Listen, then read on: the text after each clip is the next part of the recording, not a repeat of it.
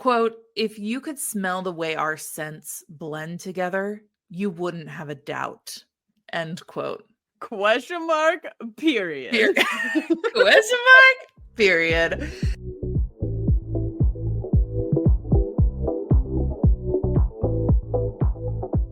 Hello. Hey there. Hey there, friend. Hey. Oh, I didn't see you there. Hi. Welcome to Say Smut, a literary podcast for readers and non-readers. Thanks for coming on by. That's Sarah, and she loves books. And that's Hope. She loves talking to me about books. Each episode, I break down the plots of some pretty wild books to Hope, who has not read them. And who is also on the podcast today is your dog in the background. Yeah, I am so sorry. There's nothing to do for it. There's nothing. She just has to express herself, and that's okay. It's going to be this the whole episode. I'll try to noise reduce. I don't know. Look, I don't even know what to do. You know what? This is real life. And if you don't understand that this is how dogs behave, then we can't help you. Because I'm a real... I will apologize, but I know Hope will tell me not to apologize for being off last week because I was hella sick. And I know some people are really sensitive to people's voices and how people sound on microphones. And I'm just going to say right now that you would have not wanted me on a microphone last week. So this is the great return.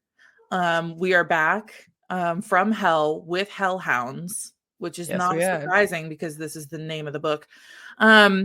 Before we get started, I do have a little bit of bookish news. Ooh.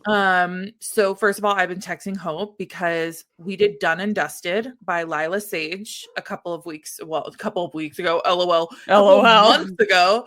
Well, I think last year, technically. Last year. I am obsessed with that book. It was an honorable mention of my favorite books of the year. She came out with the second book, which is with the second brother. Loved it. I mean, I gobbled it up, like full turkey mode. Full turkey. 24 hours. Read that book in 24 hours. Ooh. Obsessed. Love it. I'm going to be honest. It was the brother I wasn't super excited for. Enthralled. Nice. Smitten. It includes mental health rep. And it includes a woman who has gone through emotional abuse in a previous relationship. And she comes to town and she helps him work on this house that they're kind of on the ranch that they're turning into kind of a B&B hospitality kind of situation.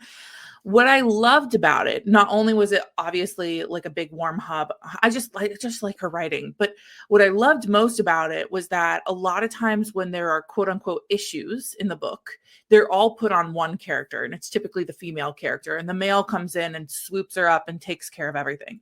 What I appreciated was she had this terrible previous experience with her past relationship, and he was struggling with depression. So they both had kind of equal parts of internal turmoil. Right. Whereas a lot of books, I just feel like they throw a lot of the quote unquote issues. And I say that, with a lot of emphasis on the quotations. But they put the issues on the woman, and then like the man can be perfect. And it's like, no. And gotta fix that lady. As somebody with depression, I really appreciated her representation of how people struggle and how it's not necessarily happening 24/7, but it is something you struggle with every day. And yeah, anyway, love the book. 5 out of 5 stars. Woo-hoo. I'm now on a cowboy kick. If anybody has cowboy suggestions for me, I appreciate it. Send it to saysmutpodcast@gmail.com. Also, we are getting closer and closer to Bridgerton being released. This is a reminder to all of our friends, family, loved ones. Please check out The Viscount Who Loved Me, which is episode something. That's for sure. 2, 3. Yeah, it's early. Yeah, it's early. That covers Anthony's book. We will be doing a couple of episodes leading up to the release of the part 1 that comes out in May. And I will be covering the first 2 books, and you're going to be going through the first 2 seasons. And yes, then I will. Together, we're going to do a little mini book club where we read through the 3rd book, Romancing Mr. Bridgerton, which is Colin and Penelope's book. Sorry, not the 3rd book. I think it's a 4th book. Let me rephrase that. 3rd season, different book. 3rd season, 4th book, I believe. Romancing Mr. Bridgerton, which is Colin and Penelope's book, and then we are going to dive into what we like, what we saw, little hints, little things we hope to see in the show, and then we'll do some breakdowns later. But if you guys are waiting to read it, and when it comes out, read it with us. Yes. We will release kind of a schedule of what we're planning on covering. So just have that on your radar. And what else? What else do we have? Anything? I don't think nothing else as it pertains to the podcast. Oscar's phenomenal. Oscar's great. Dune I went and Part saw 2. Yep, I've been calling it Tune. I'm having a great time. No, I loved it. Loved it. And I'm going to be reading Dune here very shortly. I'm very excited. Yeah, just lots of culture happening, I feel like. So much culture is happening. Well, with that said, we're going to dive into our book today. And actually, I am going to run through some trigger warnings. There is light violence. I'm not going to get into the violence too much. There's obviously sexual content. There is very, very, very light mention of death, bullying, and child abuse in reference to the background of a character. So I'm going to graze over that. We're not really going to get into it. And there's also mention of emotional abuse, but all of that is in reference to a character's background. So if you are okay with that, we will dive in. If you're not, subscribe, come back, join us later. We are reading a hellhound called Derek. Called Derek. Named something else. Called Derek. Named something else. Named Phil, actually. By Michelle Frost. Michelle writes LGBTQ plus paranormal romances, typically male. She's a dog mom and a hoarder of coffee cups. Otherwise, I really couldn't. Yeah. Did I write this book? You write every book we read. I have dogs and coffee mugs. This might actually have been me. This could have been you, Michelle. Been me. So I will say, I'll point out the controversy here early on, which is that a lot of people call out women for writing or sexualizing male relationships and content, which I just want to call out that is a discussion we are aware of, and we some of us in this call are members of the LGBTQ plus community, and I can't speak on behalf of everybody, but I will say that we recognize everybody's point of view and perspective is different. So yes. Before we pop into the story, do you have any thoughts, concerns, suggestions, or are you ready to dive in? I am ready to dive in. I've been thinking about hellhounds since yesterday. I think about hellhounds every time I see my own dog. Yeah. And I couldn't be more ready for a fun, sexy book about it, I guess. Well, actually, I'm going to ask you to start with your research. And you get to kick us off today before I jump in. Welcome. Well, that's so much fun. My report this week is called "What the Hellhounds is Going On Around Here." Excellent. Great job. I loved it. There were so many opportunities for you, and you really went for the best one. Thank you. I thought so too. I was also thinking of like a Hellhounds is good boys too. Kind of like girls as players too, but anyway. This is where we landed. This is where we landed. This is the first one out the gate, and I thought, not broke, won't fix. Oh no. Luca's joining Ruthie in the screams. Surrounded by hellhounds. We are surrounded by our own hellhounds.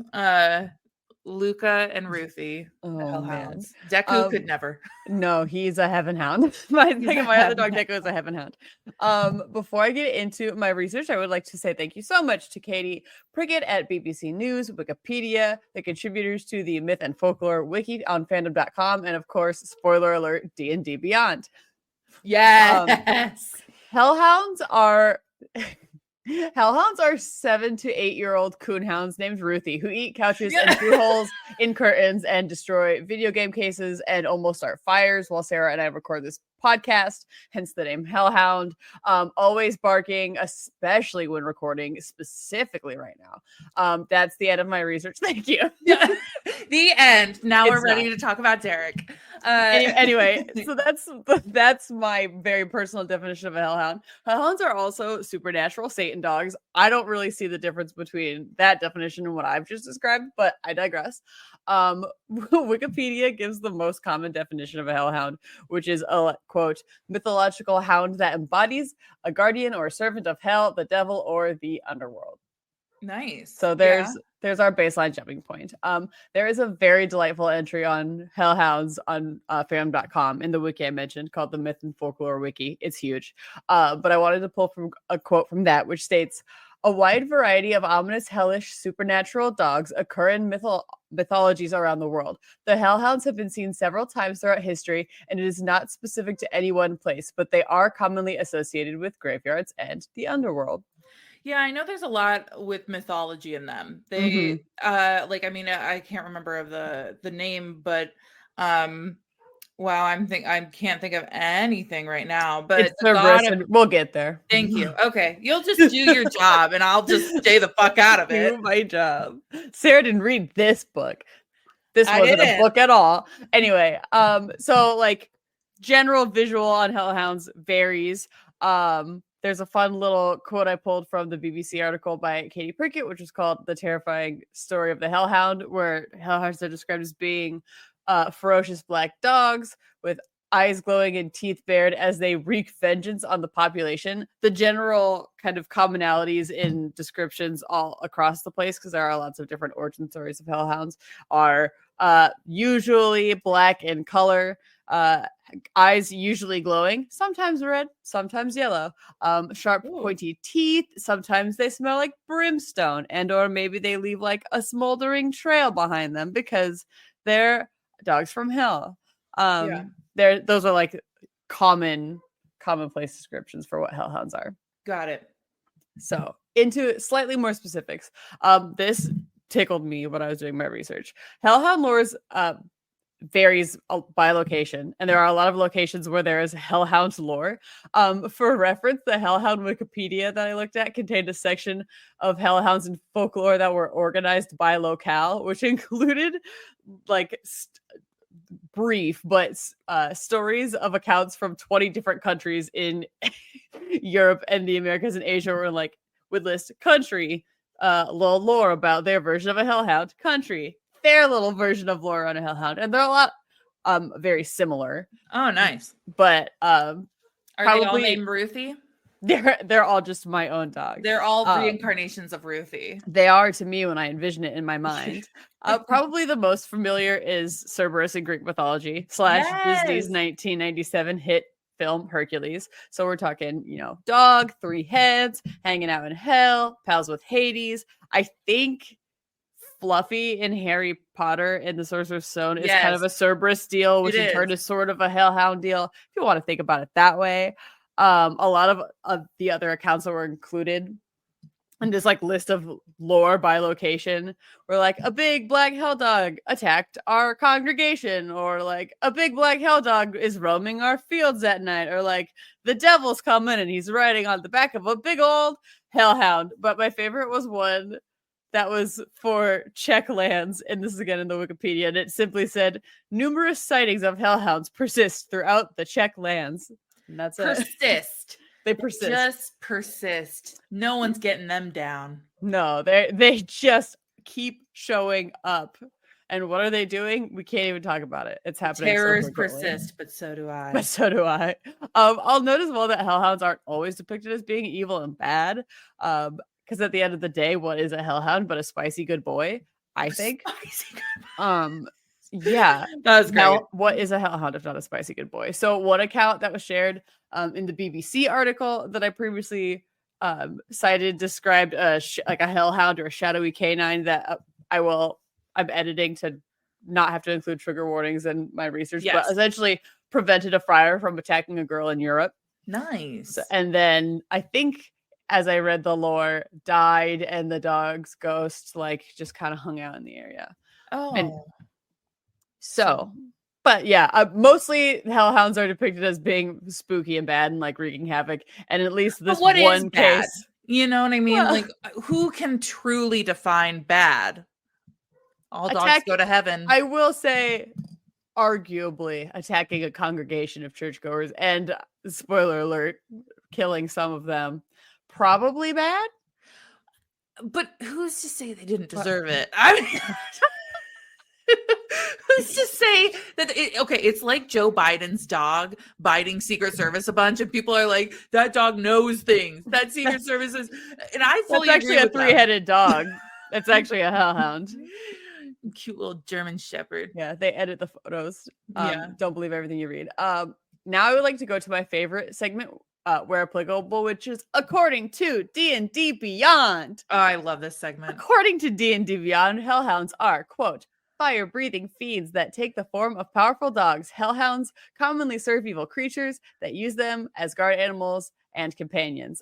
They are categorized as level evil and medium fiends. They have an armor class or an AC of 15 and 45 hit points with a speed of 50 feet. Hellhounds are immune to fire damage. They can see in the dark with dark vision, and they can understand but not speak, unfortunately, Infernal. So that means if you, as a character, can speak the language Infernal, you could probably try and be like, hey, Hellhound, in combat, be our friend instead. Like, you could try and interact with the Hellhound, and whether or not it would do what you told it to would probably depend on how you rolled, but it would be able to understand what you were saying. Okay, but it can't talk back. No, but it can't talk back, which is sad, but fine. Hellhounds have keen hearing and smell, which mechanically in Dungeons and Dragons gives them advantage on perception checks that involve hearing something or smelling something in the area. They have pack tactics as well, which gives them advantage on attacks that they take within 5 feet of an ally, as long as the ally is like conscious. If it's a dead ally, that doesn't count. And finally, hellhounds can attack you with bite, which deals piercing damage and fire damage because it's a hell dog, or fire breath, which is a 15-foot cone of fire that shoots from its mouth, which sounds like a bad time. My favorite hellhound is, in addition to my own dog, the Hangman, which is a hellhound in Dropout's Dimension 20's Fantasy High campaign.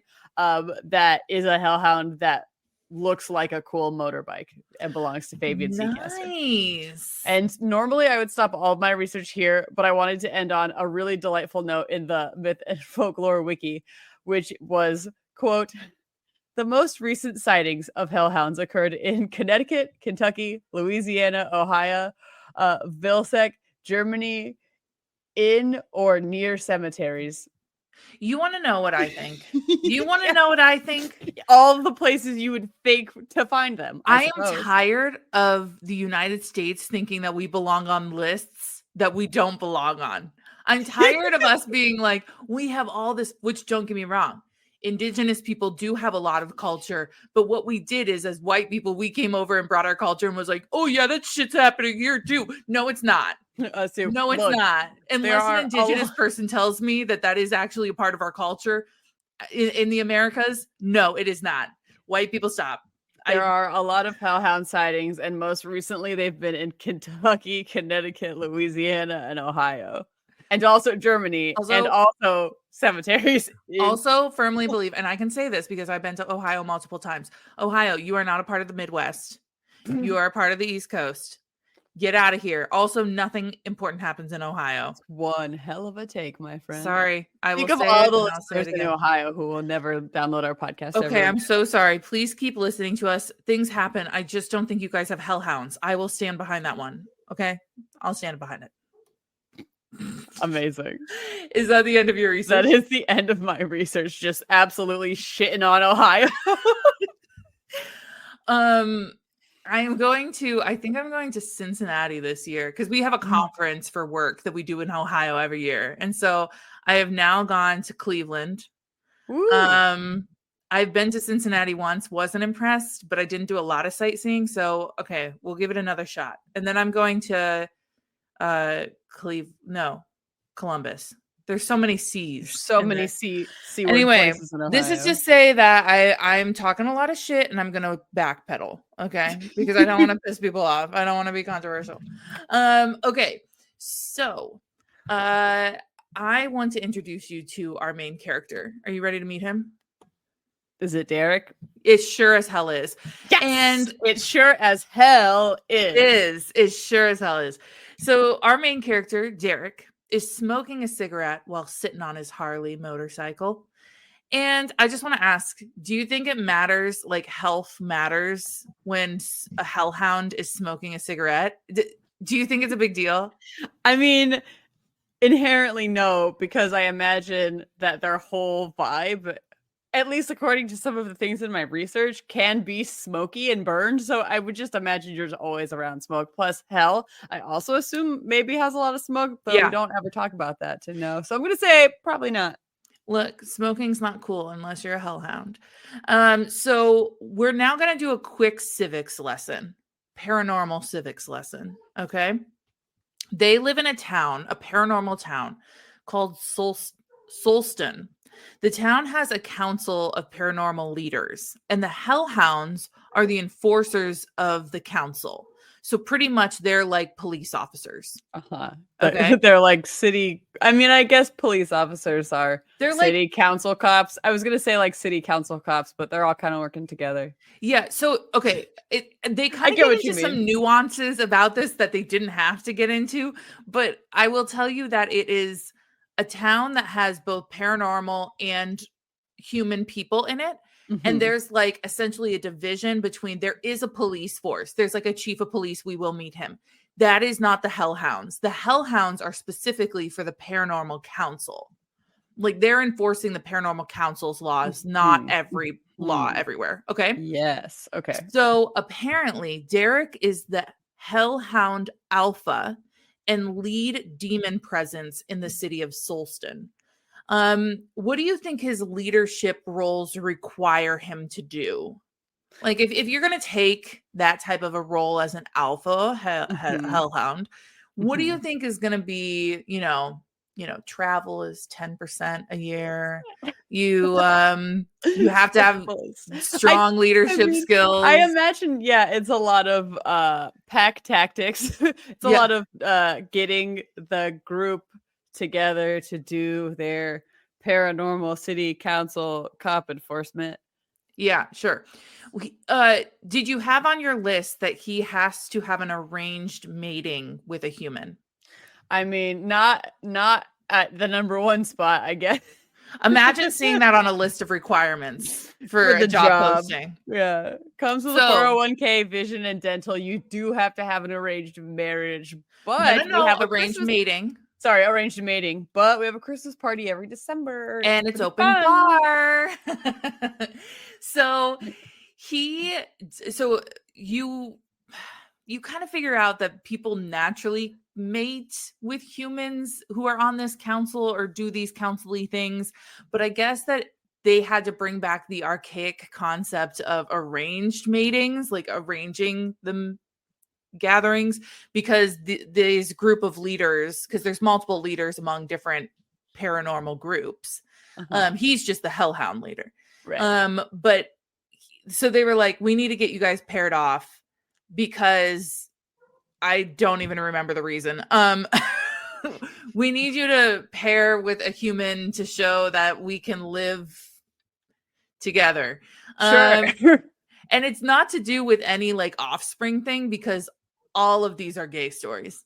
It has Right, nothing right. to That's do with true. we're furthering any bloodline or anything. It's purely because that will be a concept sometimes, right? With Yeah, yeah. paranormal Honestly, romances. slay. Make it be about intimacy. Yeah.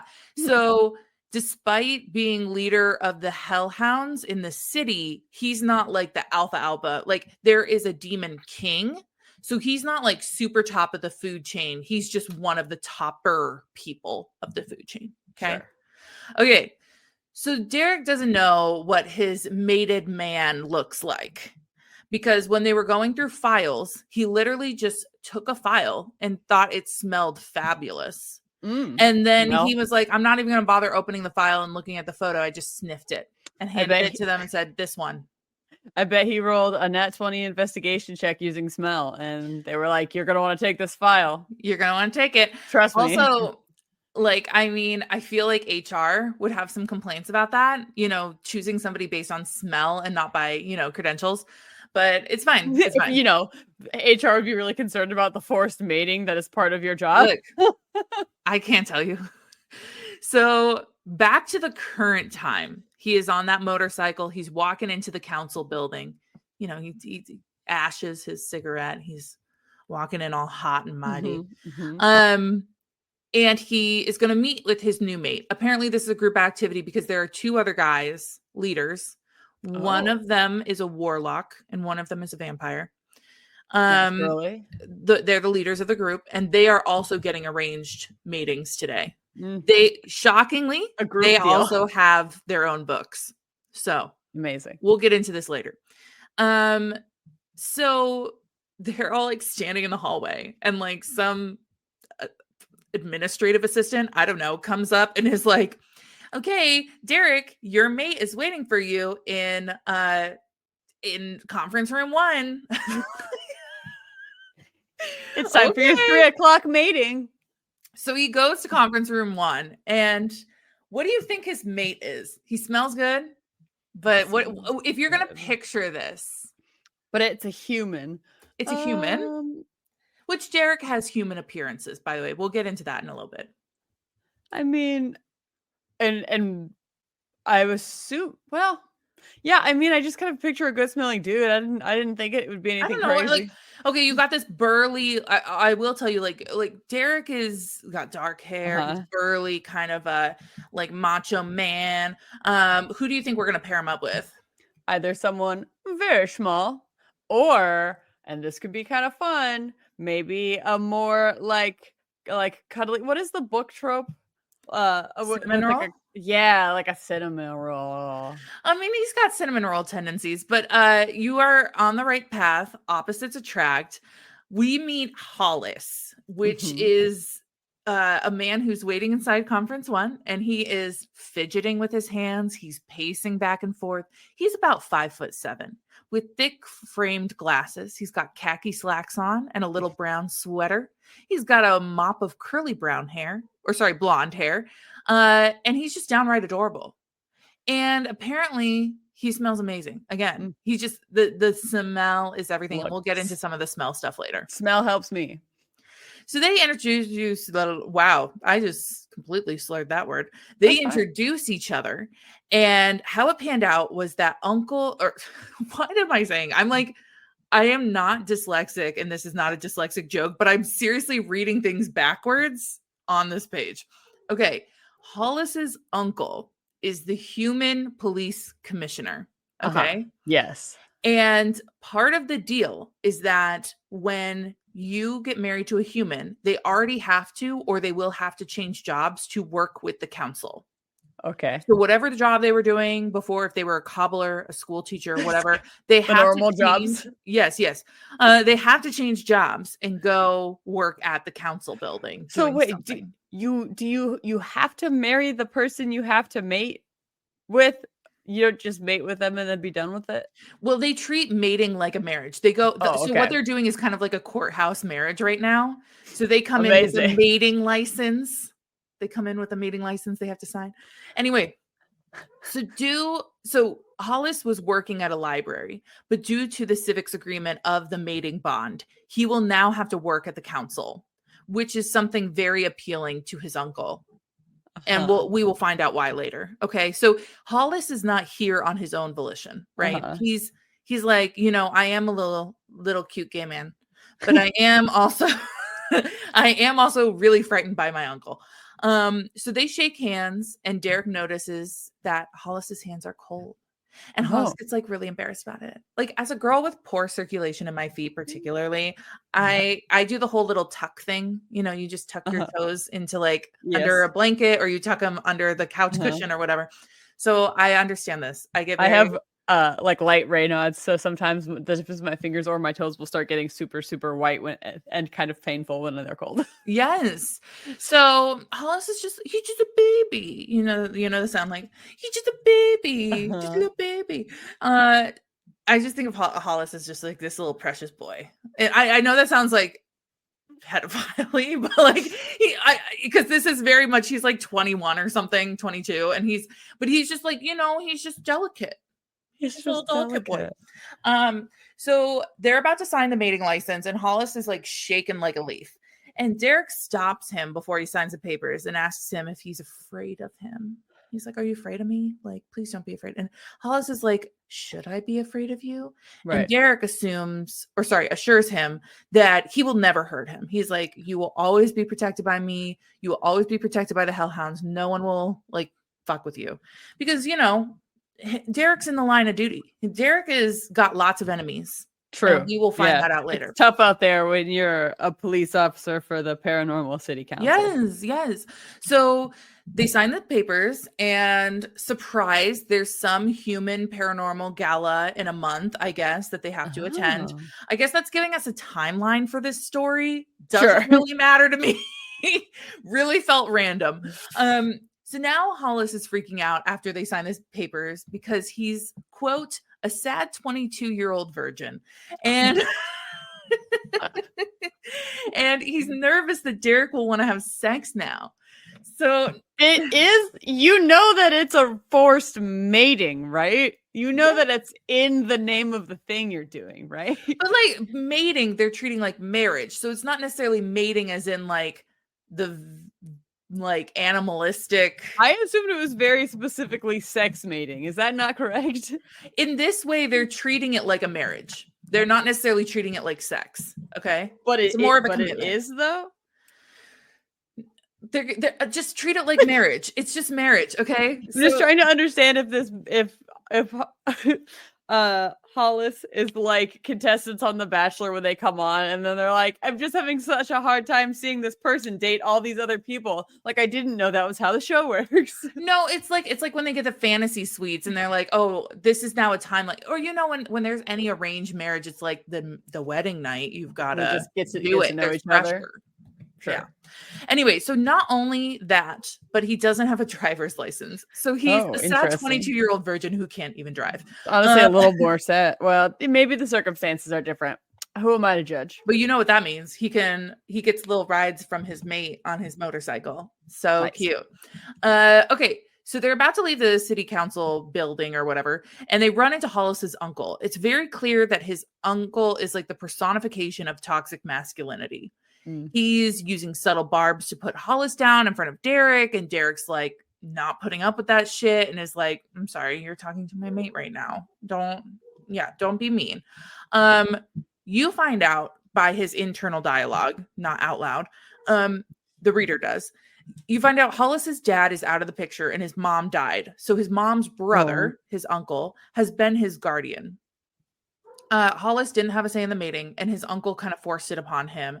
And he keeps kind of saying, you've got to keep Derek happy no matter what, at all costs. You have to keep him happy. Do whatever. Like, the really feminine roles are being pushed.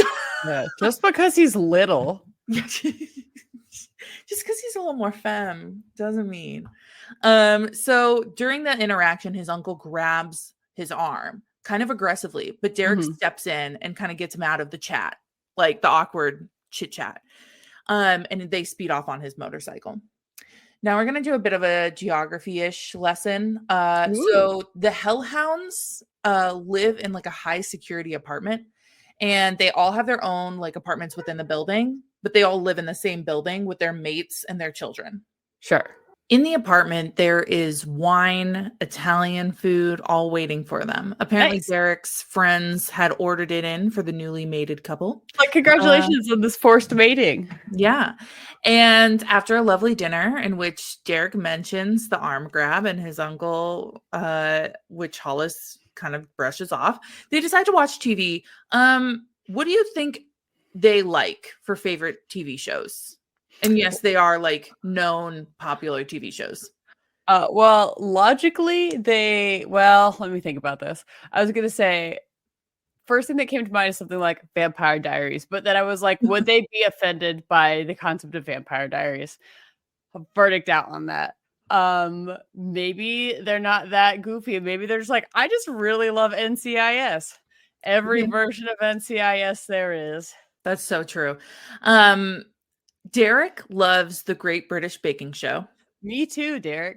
And Hollis likes The Witcher and Sex Education. And I literally wrote, this is me and you. This is literally me and you. You love the Great British Baking Show, and I love The Witcher. I am a hellhound, and I have been the whole time. You own one. So apparently Derek has two forms. Okay. His human appearance is actually his other form that he wears. So it's not his natural form. Well, I don't think I'm very surprised by that personally. No. this is what he tells Hollis during this conversation. Quote, "I'm old, Hollis, very old, and that form wasn't meant for this world.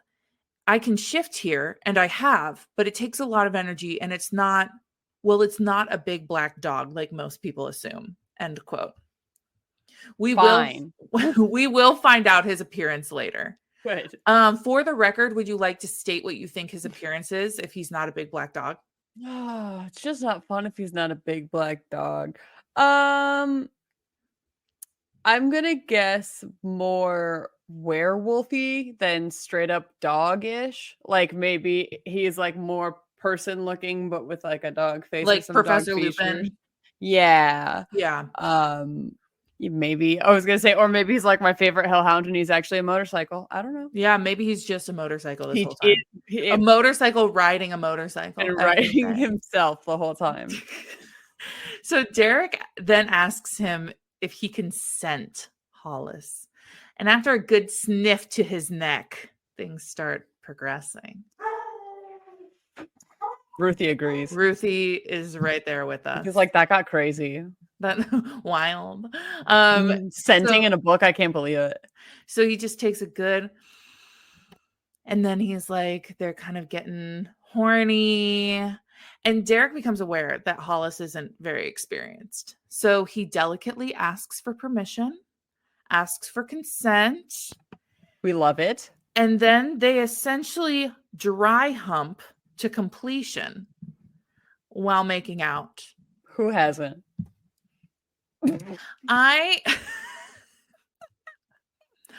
don't know who listens to this podcast in my realm of people I know. So I am therefore not going to respond to that comment. Clothes. I'm going to keep going. Anyway.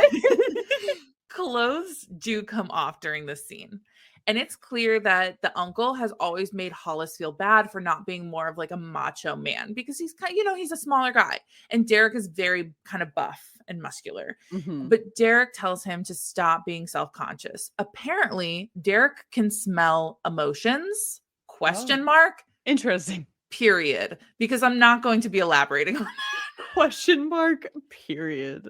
That's we're hilarious. Just skimming over that. And he essentially is like, yeah, I can smell your emotions, but I'll be a good communicator so that you know what's going on in my brain too. Okay. So that you know what's wrong with you. I'm going to tell you what's wrong with you. There's this wonderful quote. Quote, "If you could smell the way our scents blend together, you wouldn't have a doubt." End quote. ? Period. Period. I'm going to also remind you guys that this is right after they have both been completed. They have both reached orgasm. They are covered in bodily fluids. So that is the smell he is referring to. ? Period. Period.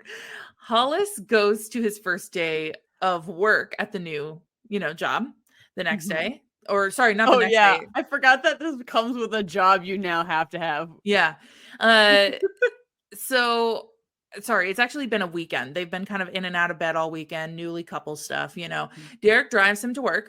And Hollis wants to take public transit, but Derek wants to keep him safe because 1, his uncle is a big old creep. True. And 2, apparently, people were protesting the mating arrangement because they believe humans and paranormals shouldn't be together. Oh, that seems racist. Yeah, no, it's essentially they're trying to do like a division class war type. I don't know. You should be more concerned about the concept of having a job that forces you to mate with someone who is then forced to also work that job. But yeah, I can see where racism is also something you might focus on. Yeah. So Hollis's cousin corners him while he's at lunch. And to no one's surprise, is manhandling him like just an asshole. Apparently, Uncle, I'm just going to refer to him as Uncle. Okay. I don't really remember what his name was. Wants Hollis to get a list that is in the council's possession, which is a huge breach of privacy. And Hollis is like, I'm absolutely not going to do that. The cousin's not happy about this. And kind of just shoves him off and is like, well, you better do it. And then like kind of leaves him. So later that night, they're making dinner, Derek and Hollis, and Derek apparently can smell every piece of DNA on him and can smell other people who have been around him. And feels like that would give Hellhound Derek a lot of trust issues. Yeah. I mean, you have to have a lot of security in your relationship.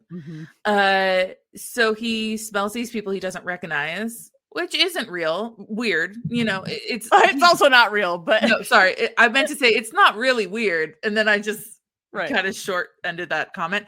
But because Hollis is like, right, like he's with other people all day that Derek doesn't know.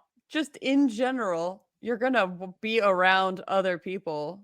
Like every person is around other people unless they're not leaving their house in a day. So you're gonna smell like strangers a good amount of the time, probably. So Hollis ends up telling him about the cousin interaction. Derek reminds Hollis that he is his family now. And that red flag. They begin hooking up in what? No, what do you mean? I don't think that's a red flag. The way that I interpreted it in my mind was, don't talk to your family. I'm your family now, and that was a red flag. Sorry, that was just how I interpreted it. Okay, let's rephrase the scene because Hollis has an assholery family. Yes, and he's trying to be like, we are a family now. Yeah, I'll take care of you. Not like I own you. Gotcha. No. My bad. You're my family now. You're my family now. If you knew the way our scents mixed together. Question mark, period. Question mark, period. I don't know why I just made him a Chad. I don't know. So unnecessary. Okay. So they begin hooking up in the kitchen. Very cute. He like puts him up on the counter. They're like fooling around. He takes off his shirt and then he sees a giant bruise on him. Oh. Because his cousin was like manhandling him. That's true. As a result, Derek gets pissed off and his eyes turn red. Yeah. I was like, it's a one of two colors. 50-50 shot. One of two colors that you mentioned. So Derek's like, I'm gonna take care of this right now. And Hollis is like, me too. I'm coming as well. Let's take care of it. Let's take care of business. So they go to their to Uncle's office, okay? And Hollis is like giving him a piece of his mind. He's like popping off at Uncle. He's like, "You can't do shit anymore, Dad. You're not my real dad." Blah, blah. Real dad. I don't know why I'm making him whiny because we like Hollis. So anyway, so he's like, "You were barely a guardian to me. I appreciate that you kept a roof over my head, a head over my head, a head over my roof." A head over my roof. I appreciate you kept me fed, but like you didn't really do good things for me. Okay, but we're done. Like I'm out of your possession. Ow, owie, the bruise. Ow, I got a bruise. Owie. Yeah. So, and like that's where I'm kind of skimping over details. Sure. Because there weren't a lot of details, but it's very clear that the uncle has been emotionally and physically abusive to him through his life. Then the cousin walks in and Derek just grabs him by the neck and tosses him like a rag doll across the room. Yikes. Got him. And Derek's like, you will not touch or talk to my mate ever again. Yeah. Fuck it up, Derek. Question mark, period. It's just a good thing to say after. Yeah. No, you have to be more selective about the fact that it is a questionable thing that happens, but we're not going to elaborate on it. Yeah, no, that's true. It tickled me so much when I heard it. Continue. This is like your own little subsection of Urban Dictionary, and it's us describing our own slogans. A thing we've just made up right now. So Derek went to the council head person, whatever, and reports about the uncle wanting to steal the list because he's a good little Boy Scout. Yeah, it's the list. And turns out there's a new hate group that has been formed. Is that what the list is? It's what the hate group is trying to get. So it's Humans Against Paranormals, called HAP. And yes, they do use the abbreviation HAP. HAP. That has been causing troubles. And some of the cousins, some of the uncle's boys, have been seen at their meetings. So they're like, we're not sure how much the uncle's involved, but we're certain that he's likely involved somehow. Your cousins are part of the Yeah, it's KKK. fucked up, Luca. Luca's like, that's some real clan stuff. I don't like Yeah, that. that's some real. I don't like that. Yeah, I'm not gonna say it. Anyway, we only put certain trigger warnings into this episode. That's true. That's true. Moving So on. fast forward, and somehow we are at the Human Paranormal Gala. I don't know. A month goes by. Can't tell you. Look, time is different for hellhounds. In the same way that it's in different Solston, yeah, it's the time just runs different. I don't want to act like I understand security. I don't want to act like I am an expert in the field of, high security at locations and events. We all live, I don't want to say we all live, but some of us live in modern America and have to go through a metal detector every freaking place we go. But I will say that if I knew that there was a hate group targeting people attending the gala, I would, 1, not go, or 2, have ridiculous security at the event that has a high security risk. I might prioritize security over there. Get a few more of the Paranormal City Council Hellhound gang to come just like hang out at the perimeter or whatever. I don't know. Yeah, here's an event. Here's a paranormal human event that is featuring all the major players of the paranormal world who are married to humans. I don't know. Just crazy concept. So I just think it's so freaking ridiculous because the foreshadowing at this point is ridiculous, right? You're just thinking like there's going to be something that happens that's going to be unsafe for Hollis. The tension is really building up to this point. So they eat, they drink, they dance, they be merry. Question mark period. Shut up. So but they decide to leave when the other hellhounds ask Derek and Hollis, do you want an escort to your car in the parking garage? And they say no. What could possibly go wrong? Everything's fine. This is one of the worst points of foreshadowing I had seen the entire book. Sorry, worst or best or most obvious, I don't know. What could happen? As they are going to get into the SUV, because they didn't take the motorcycle this time, they are attacked. And I want you to note that in the document, I wrote attached and not they are attached, which is also true. That is also true. Guns are shooting at them. Hollis gets kidnapped and the car speeds away. The action scenes in this book were not clearly written because if you write a good action scene, you will be able to determine kind of like the logic of how somebody is like dragged out of a car or like where the main characters are. Is somebody sitting in the front seat? Is somebody standing on the back, at the back of the car? Where are they? I could not quite figure it out. So I'm oversimplifying. Fair. It was very chaotic, is what you're saying. Yes. Men are still shooting at Derek, but the bullets are just bouncing off of him and his rugged chest. I just imagine, sorry, I've been reading a lot of sexy Westerns lately, and I just can't get this rugged concept out of my head. Derek pushes out his fiery abilities, and everything within 15 feet burns to ash. Okay. Hold on. Let me double check. Fire breath of 15-foot cone of fire that shoots from its mouth. Nice. Well done. You know what? Michelle done. Michelle knows her D&D. Bless you, Michelle. Incredible work. He then turns into his true form. Are you ready to hear his true form? I can't wait. He's got bat wings, massive talons protruding from each knuckle. Deep leather looking skin and horns, and obviously the red eyes. Meanwhile, in the getaway car, sorry, did you have more? I just kind of skimmed over. I just felt that was period that nothing at all like a dog and sort of like a bat or an imp. That's why I had you guys, or sorry, you guys, you and Ruthie. Me and all my personalities that I have. You and Ruthie went first because there wasn't an easy way to integrate your research in here to show you that it is not at all absolutely nothing like that. A third for the breath of fire, I guess. Right. Another option I had considered was maybe he was a medium-sized orange, brownish, and white. Stupid. Stupid. My dog. So A stupid. female coonhound mix who has been adopted. Who looks like a traumatized Victorian child. Just always staring through and beyond you. Yes. Well, it was not. Meanwhile, in the getaway car, this guy is like bashing Hollis's face into the the console area. Like, That's not nice. anyways, I don't know. It was weird.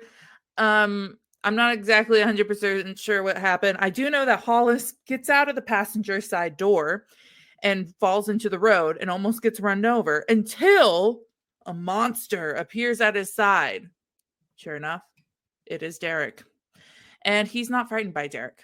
I mean, he understands how strong and mighty Derek is, right? But he's not scared by this man. No, well, it's because they're meant to be together because they smell so good, all mixed up. All mixed up, just all mixed up. Churned up. Just churned up. Like butter. Wow. Ew, that's even grosser when you That's my say smut moment of the podcast that you just said that. I'm kidding. Moving on. We cannot be each other's say smut moment. We would have too many. Derek flies them to the rooftop of their apartment and goes back to human form. Of course, he's naked. Gotta be. They get inside, and the other hellhounds call Derek to let him know that the uncle and cousins were at the party the entire time of the abduction. I mean, of course. So it's kind of like, what's going on? After they get cleaned up, they go and take a little nippy nap. It was very cute. And what natural thing to do after a near-death experience, but to have intercourse. Yeah, that's. I mean, I was afraid you were going to ask me, and that I was going to give that answer. Yeah. And like, is it too obvious? Because but they had to clean up and take a little nap first. So I'm going to read this quote to you as to how the intercourse gets started. All right. Lay it on me, sister. Quote, Derek leaned in and buried his face in Hollis's most intimate crevice. End quote. He's eating ass. Okay. I was like, so many crevices to choose from. He's literally eating ass. His most intimate crevice. And what literally ensues, his most intimate. Yeah. What ensues but a lot of very romantic butt sex. That's great. I'm going to be honest. There wasn't anything like crazy extraordinary about it. One thing I will find as somebody who's read a combination of all sorts of LGBTQ books, is that you can tell when like yes, you want people and characters to have hot and heavy, like almost animalistic sex, but when that's the only sex they're having, it's kind of over sexualizing them. If you are trying to have two characters who actually have an emotional connection, you can romanticize some of those things. And that is something I love by Casey McQuiston, who wrote One Last Stop, our favorite sci-fi book. Yes.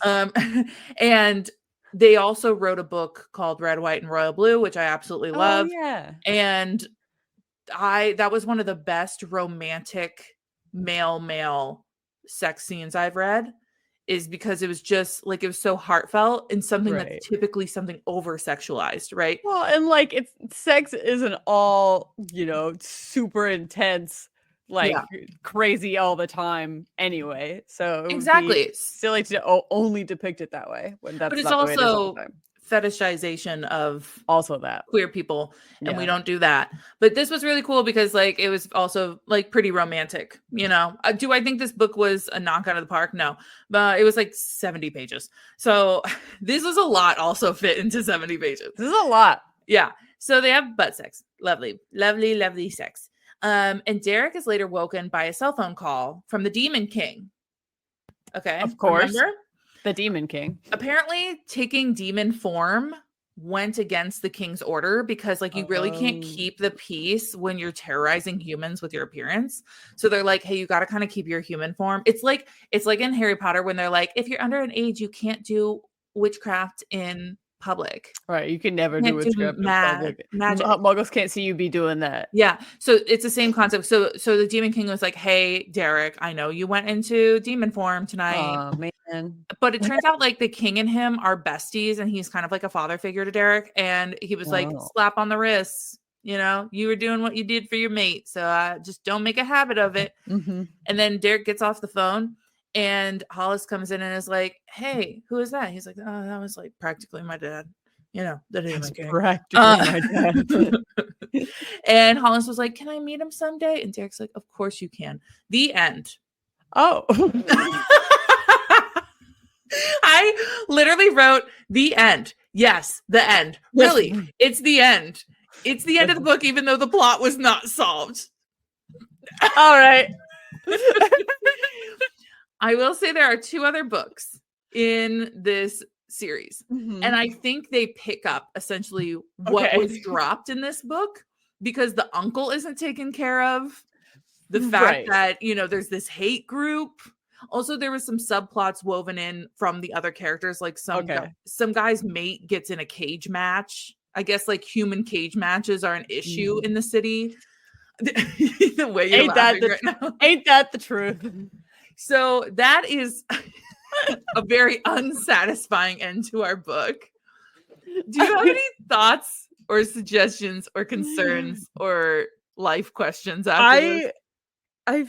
That was so abrupt. I just was so abrupt. I was gearing up for so much more plot, and then you were just like, the end. I was like, no. Oh. I want you to know that every book, when you're reading it on Kindle especially, it'll be like, you know, you're at 90%, you're at 95%, and it'll tell you have a couple more pages. And at the end of every book, there might be a teaser, couple chapters to the next book, or there might be like a couple pages promoting the author, the acknowledgments. So I also thought I had at least like 15 more pages to get through of plot. And sure enough, it was like, I would like to acknowledge my PR team. And I was like, what? Awesome.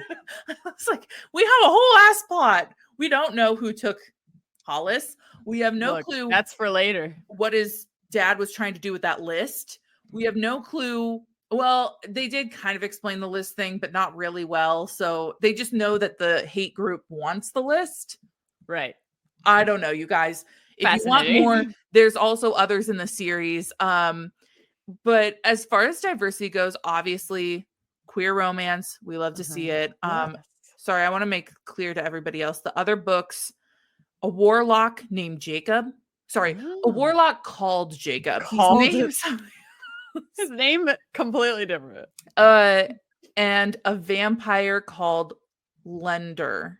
I don't know. Huh. Such a weird name. You went from Derek Jacob to Lender. Mm-hmm. Anyway, so diversity wise, loved queer characters. I'm gonna be honest, racially, I don't think I saw any racial elements portrayed in here. Sure. But it's also one of those things, sometimes we've talked about this in the past, where some books will not even talk about some of their appearances, because they won't like they'll leave it up to your imagination. Right. They'll let you illustrate in your own mind what the people look like, which I think is a cool thing to do. Yeah. What do you think diversity wise? I think I am glad that we're getting into more representation of different types of relationships. If it is intentional to not include like racial backgrounds and stuff in the book, I think that that's good too, and I enjoy that approach. If it's on I enjoy it that if it's not included, because then I could just make it look like whoever I want to in my head anyway. But yeah, I thought this was not too bad. Yeah, it was pretty good. Plot. What are you gonna give the plot? Given this, so here's the thing, because I know exactly what you're gonna say. So much is fit into this short book. Yes. So truly, before you got to the end, I was thinking in my head, honestly, 5 plot for this one, because there's so much happening. And I still think that's true. Like, I'm still going to say it, but then it just ended and I was like, oh, wait, what? Yeah, I'm going to give it a 4, because I would have given a 5, but I think I'm giving it a whole point off, because of the lack of finale. But I think it's picked up in the other books from what I understood. It would be very funny though if it wasn't. That would be hilarious. We just never hear from Hollis's uncle again. If it's not, that's okay, Michelle. Just tell us personally, email the podcast and tell us how it resolves. Michelle, just tell me who took Hollis, and that's all I need to know. And why. Tell me what Derek does to Hollis's uncle, because you know he's going to beat the shit out of him. What's happening with this list? I need answers. Okay. So what are you going to give the plot then? I will give it a 4.5, and I'll take out 0.5 for the part of the story that's missing. Wow, I took off a whole point and you take off a half. I'm canonically easier to please than you. Smut wise, what are you gonna give it? I'll give it a 4. There weren't like tons and tons of it, but there were intimate crevices that were explored. That, you know what? That's a good point. I'm gonna and go. There was dry humping to completion, something we've never thought of before. Oh, no one in this world has ever thought of before. Or done. Anyway. I'm gonna give it a 3.5 just because, like, yeah, there was a lot of good elements of it, but it just didn't have me gasping. So now will you take a look at the cover that I have put in the document and let us know what you find? Oh, you are muted, my friend.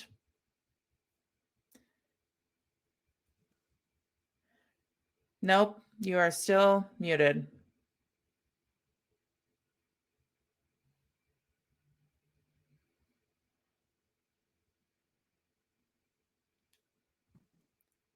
Okay. Okay, will you write that time down? So yes, sorry, it just jumped disconnected from my mic and into a different thing. What? Nice. Oh, love to see it. Probably like 48 or 49. Anyway, I'd love to tell you about what the cover of this book looks like. It was so exciting that it messed up my audio. They were like, "Hope, don't tell anybody what it looks like. It's too good." Don't tell a single soul what you see. Keep it a secret. Anyway, so color scheme we're working with here is a predominantly black and red vibe. Black background, sort of a wispy, very red flame. Yes, happening very red. Behind who I assume is Derek and in front of who I assume is Derek, which is this big, buff, white dude not wearing a shirt, just kind of looking down. Can't really see his eyes taken from they're glowing red. And he's got like a very red kind of a flame in front of him. And in the upper right corner of the book, it says "Mated to the Human." I assume 1 out of the 3. You said 3 books that there are? Yeah. There's a 1, so 1 of 3. And it says a hellhound called Derek, because again, not his name, just what he's called. And it's by Michelle Frost. And that's pretty much what we're working with. Just a shirtless dude and some flames kind of over him behind him. It's a way I would have photoshopped this if I wasn't going to make it look like an actual hellhound, which would have been my first instinct. I'm giving it a 3. I'm going to be honest, the flames could have been a little more, but what are you going to give it? I'll give it like a 2.5. I know, I'm sorry. Hot take. It's not a lot's happening for me here. Well, 2.5. Okay, that brings me to 70 and you to 73%. Awesome. Tell me, what are your say smut moments? I mean, obviously, both required mating as a part of a job, and then also the part where the person who you're required to mate with also has to have a job. That just sounds like a bad deal. More like meta, more like up here. The part where you were telling me the story and then it just ended was pretty confusing for me. Yeah, I would second all of what you said. I would also say Derek's wonderful quotes, which include, "If you could smell the way our scents blend together, you wouldn't have a doubt." And then the secondary one, Derek leaned in and buried his face in Hollis's most intimate crevice. It's the most intimate crevice. Mine's actually like up in my armpit. I was literally about to make the same joke. It was like, I'm gonna make it. Mine's a different crevice. Mine's a different crevice. It's that part, but where your arm bends. Yes, it's at like your elbow.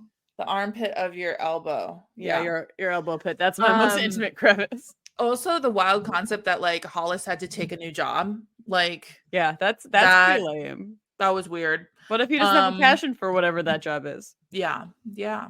I mean, he was like a human coordinator, a human liaison officer, or something like that. I wouldn't want that job. No.